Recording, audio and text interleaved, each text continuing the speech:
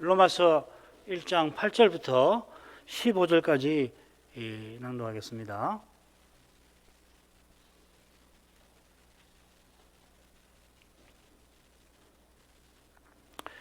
첫째는 내가 예수 그리스도로 말미암아 너희 모든 사람을 인하여 내 하나님께 감사함은 너희 믿음이 온 세상에 전파됨이로다. 내가 그의 아들의 복음 안에서 내 심령으로 섬기는 하나님이 나의 증인이 되시거니와 항상 내 기도에 쉬지 않고 너희를 말하며 어떠하든지 이제 하나님의 뜻 안에서 너희에게로 나아갈 좋은 길 얻기를 구하노라. 내가 너희 보기를 심히 원하는 것은 무슨 신령한 은사를 너희에게 나눠주어 너희를 경고케 하려 함이니 이는 곧 내가 너희 가운데서 너희와 나의 믿음을 인하여 피차 아니함을 얻으려 함이라.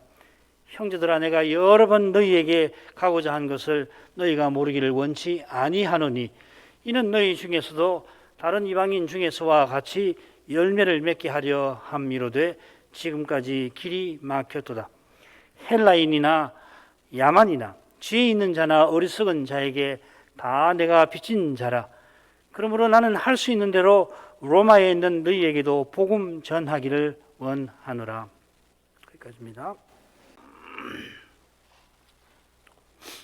바울 사도는 이 서신의 맨 처음 시작 인사에 서신 본론의 핵심 교훈을 실마리처럼 담아냅니다. 이 로마서도 예배가 아니고 로마서는 오히려 풍부하다 하겠죠. 그래서 이 로마서 1장 1절부터 7절까지를 이 다섯으로 나눠 가지고서 볼 수가 있을 것 같아요. 1절은 송신자 이 바울 사도가 자기를 소개하는데 이 사도로 부르심을 받고 복음을 위하여 택정함을 입었다 하는 것이죠. 이 절에서 이제 복음을 설명하는데 이 복음은 선지자들로 성경에 미리 약속하신 것이다.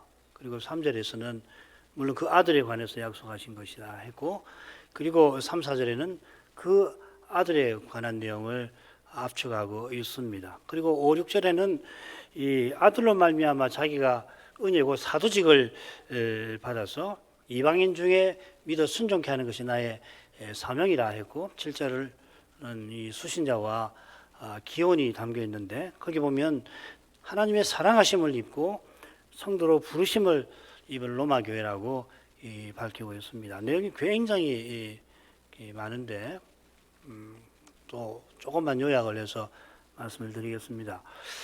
이 사도가 자신을 소개하면서 먼저 부르심을 받고 택정함을 입었다 했는데 비슷하게 수신자를 소개할 때에 반대로 성도로 부르심을 받고 하나님의 사랑하심을 입고 성도로 부르심을 받았다 이렇게 써 있죠. 이 택정함 그리고 이 사랑하심은 로마서 8장 후반부 기억나시죠, 그죠? 하나님의 사랑, 그리스도의 사랑에 대한 내용이 나오고 9장으로 가면은 이 언약과 예정이 나오는데 그 부분의 그 핵심 주제입니다. 그 예정을 생각하실 때 항상 하나님이 먼저 사랑하셨다는 것을 염두에 두고 예정을 생각하셔야 합니다. 이 예정을 이루려고 하나님께서 말씀으로 부르십니다. 이 부르심은 우리가 하나님을 부르게 하심이죠. 로마서 10장 특별히 그 내용인데 요엘서에 잘 나타납니다. 주를 부르는 자는 구원을 얻으리라. 이 로마서에 인용이 되어 있지 않습니까? 그리고 이 요엘 끝에 가면 뭐라고 되어 있냐면 22절 나 여호와의 부르심을 받을 자가 있을 것이다.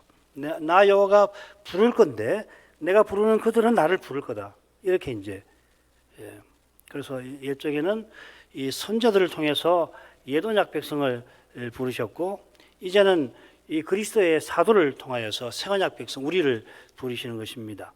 이 언약이 예정과 함께 로마서 도처에서 다루어질 겁니다. 9장부터 11장에서 그렇지만은 여러 군데에서 그렇습니다. 이 언약의 핵심은 하나님의 약속을 믿고 하나님 뜻에 순종하는 겁니다. 하나님 약속은 단연 선자들을 통해서 메시아를 내가 보낼 거다 하는 것이죠. 과연 메시아는 다윗의 혈통에서 나셨고 부활하여 능력 있는 하나님의 아들로 인정받으셨습니다. 이 복음을 사도는 전하여서 그리스도를 믿으라 합니다. 그리스도를 믿는 자는 그리스도를 드러냅니다. 성신으로 드러내는 거죠. 이것이 하나님의 뜻입니다. 그래 이 로마서 본론을 크게 둘로 나누면 이 메시아를 믿고 이 8장 후반부까지 8장까지가 되겠고 그 메시아를 드러내는 겁니다. 이게 이제 12장부터 15장 후반부 이 그리스도의 세계, 그리스도의 윤리, 그리스도 세계의 윤리, 사회의 윤리라고 할 수 있습니다. 우리가 고백하는 이 대소변의 문답이 딱 이런 구조로 되어 있죠. 이 대소변의 문답을 크게 둘로 이렇게 나눌 수 있습니다. 그래서 로마서 본론에 나오는 믿음으로 의롭다 하심, 또 거룩하게 하심은 결국 그리스도를 믿어 그리스도의 것이 되는 것, 그리스도와 연합해서 그리스도의 은덕을 누리는 것이다. 그렇게 우리가 늘 배워왔습니다. 이 구원에 이방인과 유대인이 함께 참여합니다. 에베소서에서는 이방인과 유대인 이 둘이 그리스도 안에서 하나의 새로운 사람을 이룬다. 이렇게 교훈을 하죠. 이보다 신비한 교훈이 있을까? 성경에서 삼위일체의 교리에 복음과학이 신비한 게 그거 아닙니까? 이런 교훈이 지금 로마 교회에 필요합니다. 이 교훈을 잘 알아야 로마 신자들이 바울의 스페인 선교를 제대로 도울 수 있고 예루살렘 구제를 위해서 바르게 기도할 수가 있습니다. 아울러서 이 로마 교회 안에 있는 이방인과 유대인 신자의 갈등도 극복할 수가 있겠습니다. 이런 점에서 사도는 인사말에서 선지자와 다윗의 혈통을 언급을 하는 동시에 이방인의 구원을 같이 언급을 합니다. 그처럼 로마서의 본론은 유대인과 이방인이 똑같이 죄인이고 똑같이 그리스도 안에서 구원받고 함께 그리스도의 세계를 이루며 살아간다고 이 로마서 본론에서 사도가 교훈합니다. 이런 줄거리를 가지고 시작 인사를 자꾸 읽어보시면 도움이 되시겠습니다. 그 로마서를 배워가면서 시작 인사를 늘 한 번씩 보시고 그래서 바울이 얼마나 이 서신을 정교하게 심오하게 쓰는지 확인해 보시면 좋겠습니다. 자, 오늘 읽은 대목으로 가지요. 시작 인사에 이어서 로마 교회를 위하여 감사하고 기도합니다. 특별히 이 로마 교회의 방문을 위해서 간구하는데 방문하는 목적이 무엇인지 이어지고 있습니다. 그래서 큰이는 이 기도와 방문 이렇게 해서 8절부터 10절, 11절부터 15절 이렇게 살필 수 있는데 좀 더 자세히 보면은 바울 사도가 이 믿음과 복음 전파를 중심으로 이 부분을 한데 묶고 있습니다. 다섯으로 나눌 텐데 처음, 가운데, 마지막에 이 복음 전파와 믿음에 관한 내용이 들어 있습니다. 그래서 8절이 사도의 감사입니다. 로마 교회의 믿음이 온 세상에 여기 이제 주목할 말이 전파된다는 말을 썼어요. 이게 이제 주목할 만한 겁니다. 그리고 이제 90절에는 이 로마 방문을 위해서 간구를 하고 있죠. 그리고 11절, 12절에 방문의 목적을 밝히는데 신령한 은사를 내가 나눠줘서 우리 피차의 믿음으로 위안을 받고자 합니다. 여기 신령한 은사를 나눠준다는 게 복음 전파입니다. 나중에 설명드리겠습니다. 그리고 다시 13절에 여러 번 방문하려고 했지만은 지금까지는 그 길이 막혔다 하죠. 그리고 14, 15절에 사도가 자기가 이방인에게 복음을 전할 사도로서 로마에 가서도 이 복음을 전하기를 원한다 이렇게 되어 있습니다. 말씀드린 대로 첫 번째, 세 번째, 마지막에 이 믿음, 복음 전파의 내용이 나오고 두 번째, 네 번째에 이 로마 교회 방문에 관한 내용이 그렇게 정교하게 얽혀 나옵니다. 자, 8절로 가지요. 첫째는 내가 예수 그리스도로 말미암아 너희 모든 사람을 인하여 내 하나님께 감사함은 너희 믿음이 온 세상에 전파됨이로다. 사도가 첫째로 로마 교회의 믿음에 관하여 하나님께 감사합니다. 이것은 범사에 감사하라, 모든 일에 감사함으로 간구하라 하는 권면과 붙어 있습니다. 로마 교회를 예루살렘을 향하여 가고 있는 이 사도의 마음에 염려가 있습니다만은 로마 교회에 기도를 부탁할 수 있어 감사합니다. 로마 교회를 방문할 텐데 그 교회 안에 문제가 있긴 하지만 믿는 자나 믿음이 강한 자나 약한 자나 주를 위하여 살고자 하는 그 믿음 주신 사실에 감사하는 것입니다. 사도가 내 하나님께 감사한다 밝혔는데 9절에 하나님을 내 증인이라고 고백하는 것과 붙어 있습니다. 사도로서 직분자로서 감사한다 하는 것입니다. 하나님이 자기 종들을 위해서 친히 행하신 사실을 고백하는 겁니다. 하나님께서 그리스도로 말미암아 행하신 까닭에 예수 그리스도로 말미암아 사도가 자기 하나님께 감사하는 겁니다.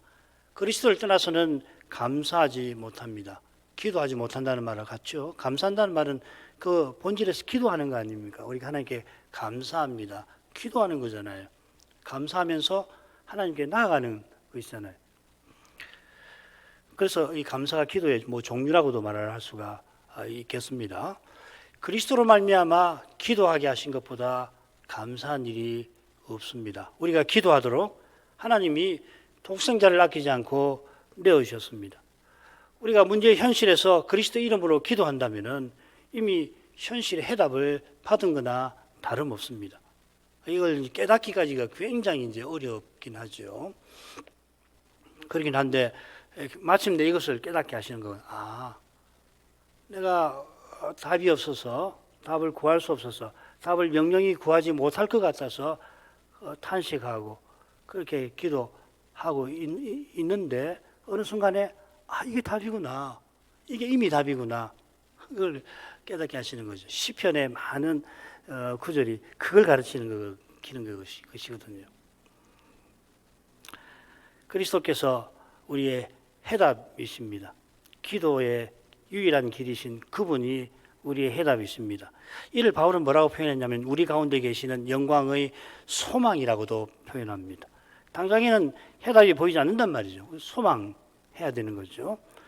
장차 가면은 과연 바란 대로 놀라운 해답을 얻게 하실 것인데 그 해답이신 그리스도가 이미 우리 가운데 계시는 거죠. 믿음으로. 성신으로 내 안에 사시는 거 아닙니까? 이걸 생생하게 보여주는 것이 우리가 그리스도 이름으로 기도하는 거고 이처럼 그리스도의 말씀 전하고 받는 것입니다. 사도가 감사하는 내용은 너희 믿음이 온 세상에 전파됨입니다. 비슷한 표현을 데살로니가 교회도 썼습니다. 너희 믿음의 소문이 퍼졌다.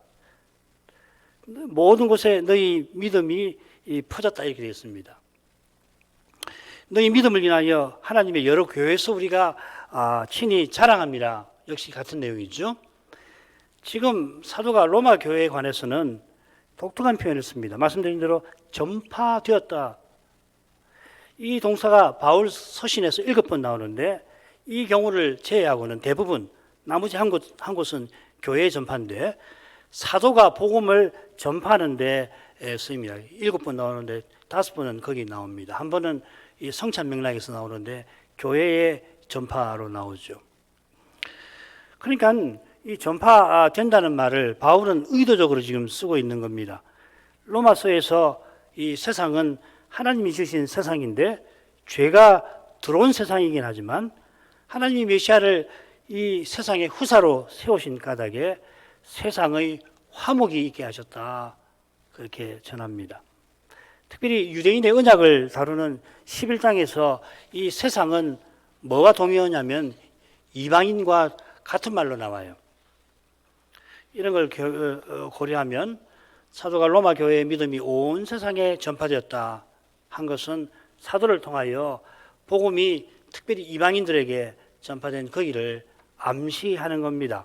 스페인 선교로 로마 교회의 마음을 향하게 하는 거죠. 9절 10절로 갑니다. 내가 그의 아들의 복음 안에서 내 심령으로 섬기는 하나님이 나의 증인 되시거니와 항상 내 기도에 쉬지 않고 너희를 말하며 어떠하든지 이제 하나님의 뜻 안에서 너희에게로 나갈 좋은 길 얻기를 구하노라. 이어서 사도가 하나님을 증인 삼아서 로마 교회를 위하여 기도한다 언급을 합니다. 9절 맨 처음 단어가 원문으로는 증인입니다. 이 증인을 강조한다는 이야기죠. 왜 증인을 강조하는지 살필만 합니다. 하나님께서 나의 증인 되신다 하는 것은 사도가 지금 하나님을 불러서 이 맹세를 하는 겁니다. 내가 하나님 이름으로 맹세한다 그것이랑 같은 말입니다. 이 맹세라고 하는 것은 어떤 것이 사실이지만은 이 보여줄 수가 없으니까, 증명할 길이 없으니까 하나님이 그러면은 내 이름을 써서 맹세하여 사실임을 밝혀라 하신 규례죠. 그러니까 뭘 강조하느냐면 내가 기도할 때에 쉬지 않고 여러분을 말합니다. 그걸 강조하는 것입니다. 하나님이 내 증인이십니다. 고린도후서 12장에 보면, 마지막에 보면 사도가 날마다 모든 교회를 위한 염려로 마음이 짓눌려 있다 고백을 하는데, 이건 모든 교회를 위하여 기도한다는 말하고 결국 같은 것입니다. 자, 그런데 이처럼 맹세의 방식을 사도가 왜 택하겠는가? 왜 사도인데 로마 교회에서는 굳이 맹세까지 하시나? 그 심정을 우리가 한번 간단히 헤아려 보십시다.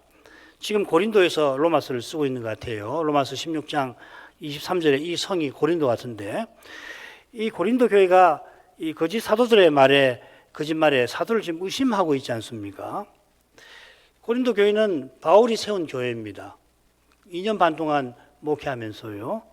로마 교회는 바울이 세우지 않은 교회니까 사도가 퍽 주의하며 답합니다. 정말 이렇게까지 하실 필요가 있을까 싶을 정도로 사도가 그렇게 조심스럽게 처신하는 것을 볼 수 있습니다.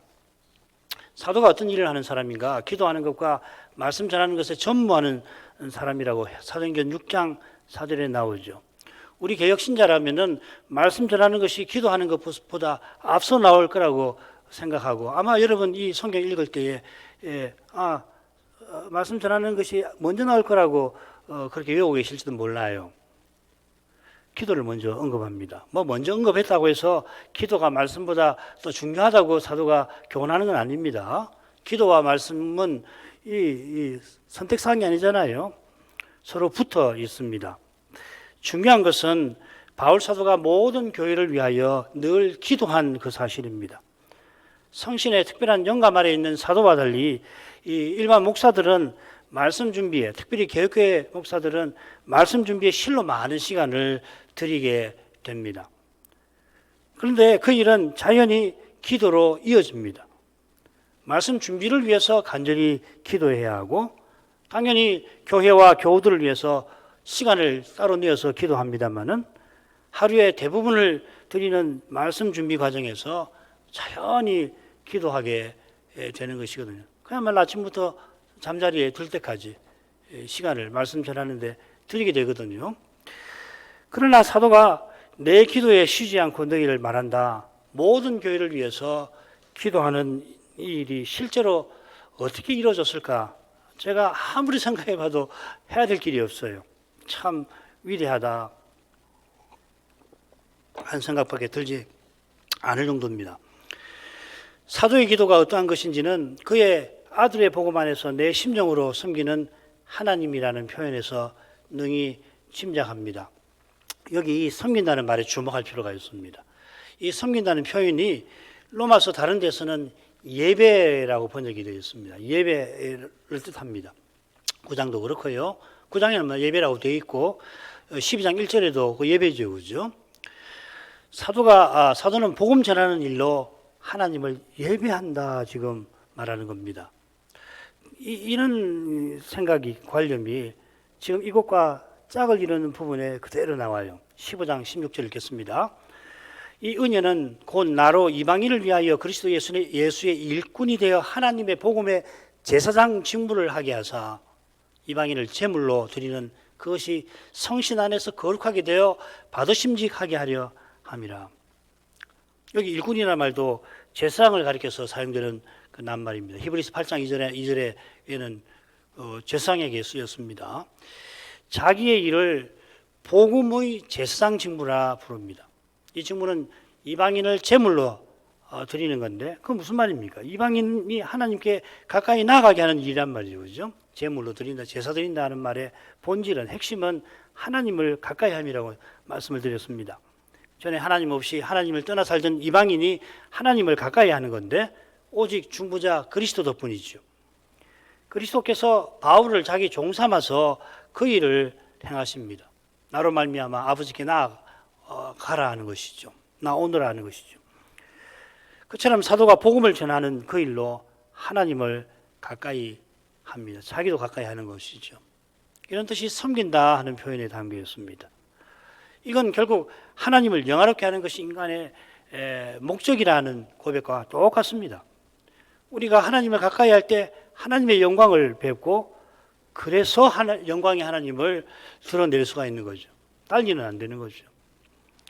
그리고 이게 제사장 나라와 거룩한 백성의 사명이기도 합니다. 제사장 나라와 거룩한 백성의 사명 바로 그거 아닙니까? 제사장 나라가 되어서 하나님을 가까이 해서 하나님 영광을 뵙고 그 영광을 삶에서 드러내는 거죠. 그러고 거룩한 율법들을 주신 거 아니에요.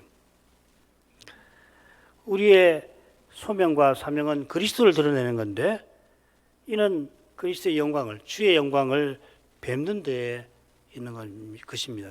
주일에 특별히 말씀을 전하고 받는 거기서 주의 영광을 뵙는 데 있는 겁니다. 사도가 그의 아들의 복음을 전하면서 독생자를 아끼지 아니하신 하나님의 영광을 뵙고자 하는 것입니다. 그래서 그렇게 위대한 삶을 살 수가 있었던 거 아니겠습니까? 그 사랑에 휩싸여서 이끌려서 스스로도 그런 말 하잖아요. 하나님의 사랑에 강건함을 받아서 우리의 목사만 아니고 사도만 아니고 우리의 소명도 그렇습니다. 우리가 부모로서 혹은 남편과 아내로서 혹은 직장에서 갖는 이 소명을 이루는 비결이 하나님의 영광을, 그 사랑을 맛보는 데 있습니다. 사도가 기도할 때마다 로마 교회를 생각했는데 특히 이 로마 교회를 방문할 일과 관련해서 간구합니다. 어떠하든지 할 만큼 꼭 로마에 가려 하는 겁니다. 사실 어떠하든지보다는 어찌하든지가 좀 더 나은 것 같아요. 어떤 처지에 있든지, 어떠하든지라는 말은 어떤 처지에 있든지 이 로마로 꼭 가려고 한다 하는 말이기도 하지만 지금은 어떻게 하든지 가려 한다 그렇게 말하는 것 같습니다. 13절에 나온 대로 이미 사도가 여러 번 로마를 방문할 계획은 세웠는데 성사되질 못했습니다. 이번에는 꼭 가려 합니다. 이제 다시 너희에게 나갈 좋은 길을 구한다. 다시라는 말이 없죠. 이제라는 말만 있는데 거기 다시라는 말 안 넣어도 좋아요. 빌립보서에 똑같이 나오는데 빌립보에서는 이제 다시라고 그렇게 되어 있습니다. 로마를 방문하고 스페인 선교에 나서려 합니다. 아울러 로마가 세계 제국의 수도니까 우리가 다 알지 못하는 사도의 그 계획도 있을 겁니다. 모든 교회를 위한 사도니까 우리 같이 평범한 신자, 평범한 목사는 잘 헤아리지 못할 그런 웅대한 계획이 혹은 심오한 계획이 있을 거라고 믿습니다. 어쩌면 5, 6년 전에 클라우디우스 황제가 추방령을 내렸기 때문에 그로 인해서 이 로마 교회에 생긴 문제 때문에 사도가 이미 가려 했을 수도 있습니다. 아무든지 이번에는 꼭 로마를 가려고 합니다. 그러나 하나님의 뜻 안에서 가기를 구합니다. 짝을 이루는 대목에 비슷한 표현이 나옵니다. 하나님의 뜻을 쫓아 너희에게 나아가려 한다. 로마서 15장 32절. 이게 계속 소개시켜드리는 이유가 로마서를 자꾸 읽어보세요. 견져서 읽어보면 얼마나 생각을 많이 하고 이거 구술한 거거든요. 오늘같이 무슨 프린터가 있어서 다 적어놓고 자기가 적고 가피라고 한 게 아니라 머릿속으로 생각을 하고서 지금 여러 이 필경사들 여러 사람을 놓고 불러주는 겁니다. 그런데 살펴보면 얼마나 정교하게 깊이 생각하고 이 말씀을 묵상하고 준비하고 불러줬는지 모르겠습니다.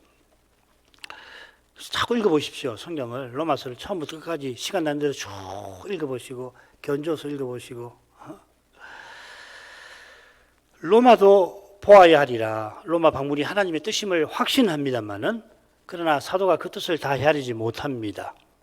그 뜻을 어떻게 이루시는지 인생은 다 알지 못합니다. 우리가 하나님의 뜻을 쫓아 기도합니다마는 기도하는 동시에 스스로는 마땅히 구할 바를 알지 못하는 상태라는 것을 꼭 기억을 해야 합니다. 그래서 주의 뜻을 쫓아 기도하는 사람은 필연 겸손합니다. 무릇 참된 확신은 겸손에서 나오는 거예요. 자, 그 다음으로 가죠. 11, 12절. 내가 너희 보기를 심히 원하는 것은 무슨 신령한 은사를 너희에게 나눠주어 너희를 견고케 하려 함이니 이는 곧 내가 너희 가운데에서 너희와 나의 믿음을 인하여 빛이 아니함을 얻으려 함이라. 방문 목적을 밝힙니다. 너희 보기를 심히 원하는 것. 이 표현에 그 목적이 이미 암시되어 있습니다. 이 심히 원한다 하는 표현이 빌립보서나 몇몇 군데 보면 사모한다 이렇게 쓰여져 있습니다. 심지어 너희를 사모한다 라고도 씁니다. 그러니까 이 로마 교회를 향한, 교인들을 향한 사랑으로 방문을 하려 하는 것이죠. 그런 사랑으로 사도는 무슨 신령한 은사를 나누어줘 이 로마 교회를 견고케 하려 합니다. 이 견고케 한다는 표현이 또 짝을 이루는 부분이 나와요. 16장의 끝으리에 나옵니다. 거기 보면 이 복음으로 로마 교회를 능히 견고케 하실 이렇게 되어 있습니다. 교회를 견고케 한다는 것은 교회답게 서나가게 한다는 뜻이겠죠. 로마 교회가 교회답게 서나가는 거, 이것만큼 바울 사도가 바라는 것이 없습니다. 사도가 바라는 것보다 주님은 더 비할 수 없이 바라시겠죠. 이를 위하여 사도가 신령한 은사를 나눠주고자 한다 하였습니다. 로마서 12장에서 이 주제를 다루옵니다. 주님께서 지체 각각에게 은사를 주셔서 한 몸을 이루게 하시죠. 12장 4절부터 8절, 그리고서 9절부터 구체적인 실천 명령들이 쭉 나오는데 이 그리스도 윤리의 토대가 되는 것이 바로 이 내용입니다. 말씀드린 대로 9절부터 여러 윤리적 준칙이 나옵니다. 순수하게 사랑하라 해서 쭉 나오는데 이것은, 이 준칙들은 은사를 통하여 교회, 곧 그리스도의 사회를 세우는 실천 명령들입니다. 가령 열심을 품고 주를 섬기라 하신 명령은 은사를 따라 다른 모습으로 이루어지겠죠. 여기 섬긴다는 말은 아까 우리 한 거가 다른 말입니다. 이 종로로 탄다는 말이에요. 종마다 할 일이 다르니 그럴 수밖에 없지 않습니까? 이 종은 이런 일을, 저 종은 저 일을 맡게 하셨는데 열심을 낸다고 해서 맡기신 일을 하지 않고 다른 일을 하면 안 되겠지요.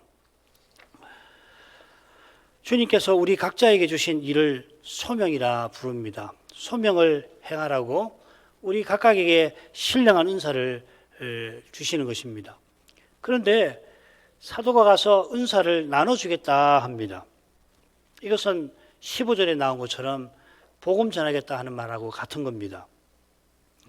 이 데살로니가 전서 2장 8절에는 복음을 나눠준다 하고 목숨도 나눠준다는 말이 나오거든요. 바울이 사도니까 이 그리스도를 전해서 로마 교회가 견고한 터 위에 서나가게 하려 하는 거죠. 그런데 다만 무슨이라고 해서 그 교회에 필요한 말씀을 또 가서도 보고서 또 필요한 말씀이 있으면 더 전하겠다는 것을 넌지시 드러내면서 이렇게 표현을 하는 겁니다. 교회가 교회답게 서고 신자가 신자답게 서는 데에 말씀이 절실합니다. 이들에게 바로 이어서 바울 사도가 내가 복음을 부끄러워 아니한다. 왜냐하면 이 복음은 모든 믿는 자에게 구원을 주시는 하나님의 능력이 되어서 그렇다 하지 않습니까? 사도적 복음이 하나님의 구원의 능력인 겁니다. 교회와 신자에게 이 능력이 절실합니다. 이 능력이 없다면 다른 능력은 있으나 마나 합니다. 심지어 없는 것보다 못할 수 있습니다. 이는 사도가 전한 대로 말씀을 전하고 받는 바로 거기에 교회가 있다 하는 고백과 사실상 같은 것입니다. 이 고백이 이 배도의 시대에 얼마나 중요한지는 언급할 필요조차 없을 줄 압니다. 배도의 시대만큼 말씀이 기근인 시대가 없는 것입니다. 이스라엘이 배도하여 망한 것은 하나님의 말씀을 듣지 못한 기갈에 있다 하고 아모스가 전하지 않습니까? 이런 두려운 현상이 우리 앞에 펼쳐져 있습니다. 이 시대에 무엇이 우리에게 가장 절실한지 도무지 모를 수가 없습니다.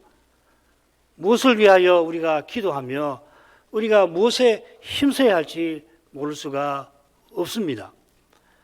사도는 이는 곧 하고서 너희를 견고케 하려 함을 부연 설명합니다. 이는 곧이라는 말을 사실은 곧 한마디로 줄여서 이야기할 수 있습니다.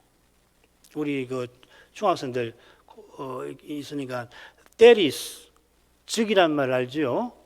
that is 딱 그 말입니다. 그 that is 즉이란 말인데 이게 이 헬라어에서 나왔습니다. 그러니까 어떤 의미에서 이는이라는 말을 빼고 즉이라고 바로 해석 새기면 더 나을지도 모르겠습니다. 앞에 너희를 견고케 하려 함이라고 되어 있지 않습니까? 그걸 이어서 설명하는 겁니다. 피차 안위를 얻으려 함 이렇게 되는 겁니다. 피차도 나쁘진 않지만 함께가 낫습니다. 너희와 나의 믿음이라는 표현에도 함께를 가리킵니다. 너희의 믿음과 나의 믿음이 아니라 너희와 내가 함께 가진 믿음이라고 표현하고 있습니다. 이 믿음이 서로 안에 있습니다. 사도가 그리스도를 전하고 받을 때에 거기서 그리스도께서 자기를 드러내시는 까닭에 사도도 로마 교회도 위로를 얻는 것입니다. 사도가 로마 교회의 문제를 다루는 그 끝 무렵에 성경의 안위를 말하죠. 같은 말입니다. 로마서 15장 4절에 이 안위라는 말이 나옵니다. 사도가 구약 성경을 거기 인용하면서 그리스도의 십자가를 전하지요. 이 말씀으로 로마 교회의 갈등을 풀려고 합니다. 하나님께서 구약의 말씀과 사도의 복음을 쓰셔서 로마 교회가 그리스도 예수를 본받아 서로 뜻이 같이 하여 주시기를 바라는 것입니다. 이것이 지금 사도가 신령한 은사를 나눠주어 함께 안위함을 얻고자 하는 것입니다. 같은 믿음으로 그리스도를 드러내는 거기에 참된 위로가 있는 것입니다. 13절 읽겠습니다. 형제들아 내가 여러 번 너희에게 가고자 한 것을 너희가 모르기를 원치 아니하노니 이는 너희 중에서도 다른 이방인 중에서와 같이 열매를 맺게 하려 함이로되 지금까지 길이 막혔도다. 형제들아 하고서 로마 교회가 자신의 간절한 심정을 헤아려 주기를 바라며 다시금 로마 방문을 언급합니다. 이 방문을 사도가 여러 번 계획했음을 알리고 있습니다. 가고자 한 것 했는데 여기 계획을 했다 이렇게 언급을 합니다. 그저 가고자 소원한 정도가 아니라 실제로 이 계획들을 여러 번 세웠고 한두 번이 아니고 여러 번 세웠다는 겁니다. 이 계획에 관하여서 사도행전을 비롯하여 성경은 침묵합니다. 혹 있을지도 모르죠. 제가 뭐 성경을 다 아는 거 아니니까 혹시 발견하신 거 있으면 알려주십시오. 아마 2차 선교 여행 때 바울 사도가 당초 아시아도로 가려 했다가 계획했죠. 결국 빌립보로 갔던 그런 경우처럼 사도가 성신의 감화 아래 이 로마 교회를 방문하는 것이 주의 뜻이다 깨닫고 그 뜻을 이루려고 여러 번 시도를 했던 것 같은데 성사되지 않았던 것 같습니다. 뭐 그런 계획을 했을 가능성들은 뭐 여러 군데에서 볼 수가 있어요. 2차 선교 여행 때 고린도에서도 그럴 수도 있고 지금 사도행전에 나오지 않는 그 일루리금까지 그 교회를 세웠다고 되어 있잖아요. 이건 사도행전에 나오지 않습니다. 그러니까 고린도가 헬라반도 아래쪽인데 그 길 돌아가지고 이 서쪽으로 올라가면 그 일루리금이 있잖아요. 거기도 다 복음을 전했다는 이야기인데 언제 바울 사도가 전했는지 잘 알기는 어렵습니다. 짐작할 뿐입니다. 3차 여행 때 갔을 수도 있고요. 2차 선교 여행 고린도 전도를 마칠 즈음에도 그럴 가능성이 없지 않아 있고요. 계획을 했을 몇몇 경우가 있습니다. 특별히 3차 선교 여행 때 에베소에만 있었던 건 아닙니다. 에베소에 본부를 두고 3년 반 동안 사역을 했는데 에베소 안에만 있었던 건 아닙니다. 여러 군데 갔을 거예요.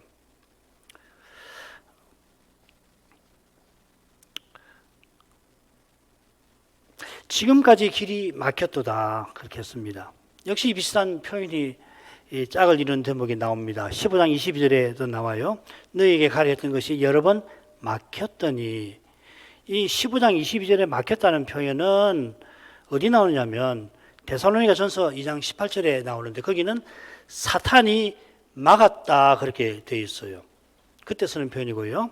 지금 1장의 길이 막혔다는 표현은 어디 나오냐면 사도행전 16장 6절에 성신께서 사도들을 아시아도로 가지 못하게 막으셨다 할 때 나옵니다. 그러니까 로마서에서 로마를 방문하려고 했는데 못 간 막힌 두 경우가 두 낱말이 나오는데 한 낱말은 사단이 막았다 할 때 쓰이고 한 낱말은 성신께서 막으셨다는데 쓰여요. 1장은 성신께서 막으셨다는 표현으로 사도행전에 나오고 15장에는 사단이 막았다 하는 표현으로 나옵니다. 어렵죠. 그러니까 로마 방문 계획이 여러 번 막혔는데 그 경위가 정확하게 무엇인지 알기는 어렵습니다. 혹은 막힐 때마다 두 요소가 함께 작용했을 수도 있다 할 겁니다. 그러나 사도가 그로 말미암아 주의 일을 하지 못한 건 아니고 반대죠. 오히려 주의 일이 너무 많은 상태라 가지고서 그렇게 된 것 같습니다. 로마서 15장 23절을 보면 특별히 그 점이 강조가 되어 있습니다. 사도가 로마 방문을 계획한 목적이 이어 나옵니다. 너희 중에서도 다른 이방인 중에서와 같이 열매를 맺게 하려 함이라.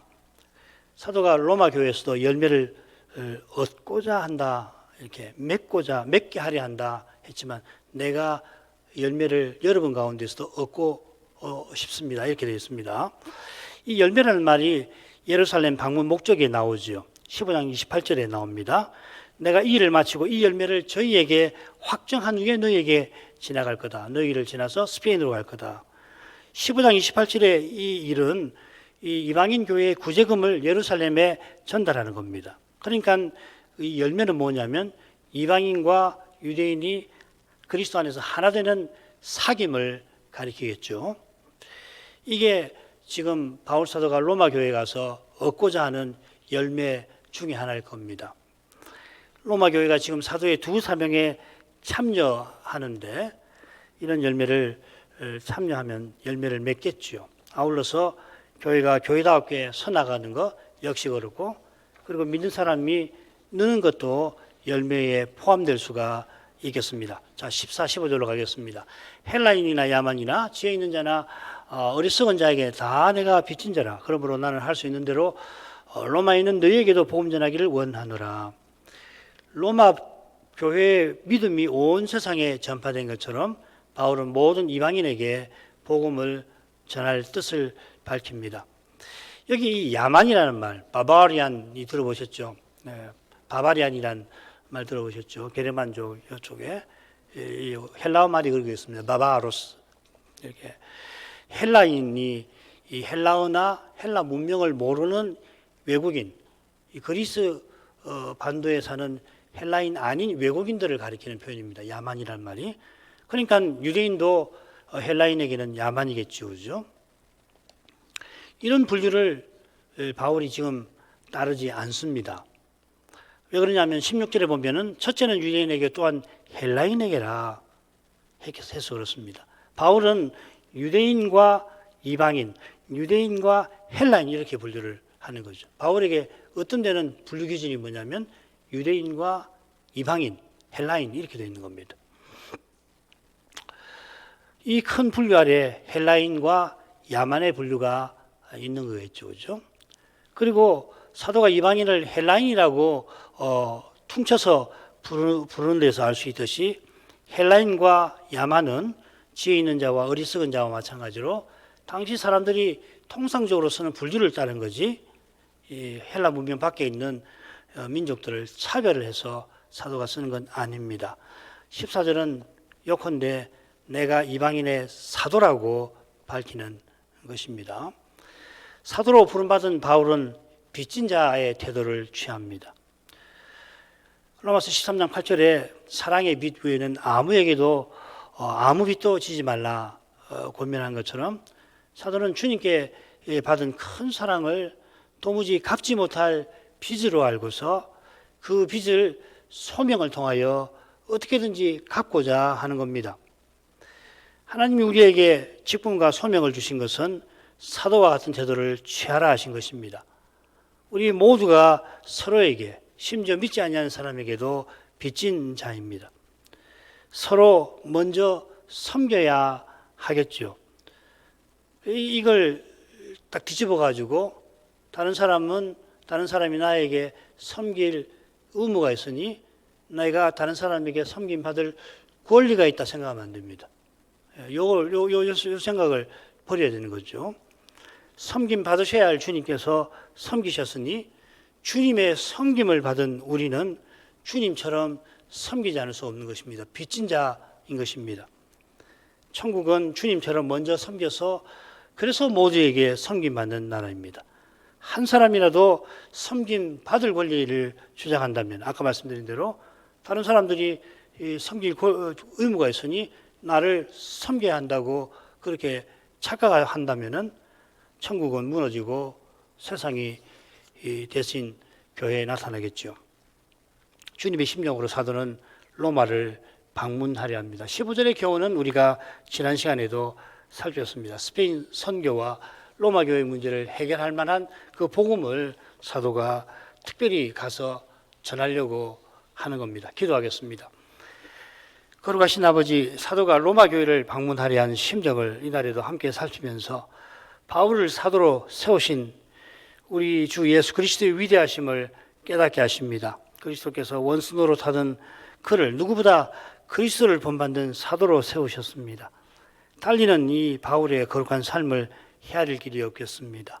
바울이 가진 특별한 은사나 재주들도 다 하나님이 주신 것이긴 하지만 그런 것들에서 바울의 이런 거룩한 심정, 사랑이 나올 수가 없겠습니다. 오직 그가 그리스도를 뵙고 그리스도의 계시를 깨달은 데에서 주님의 그 십자가의 사랑을 맛본 데에서 그가 그런 심정을 품지 않을 수 없게 된 줄 압니다.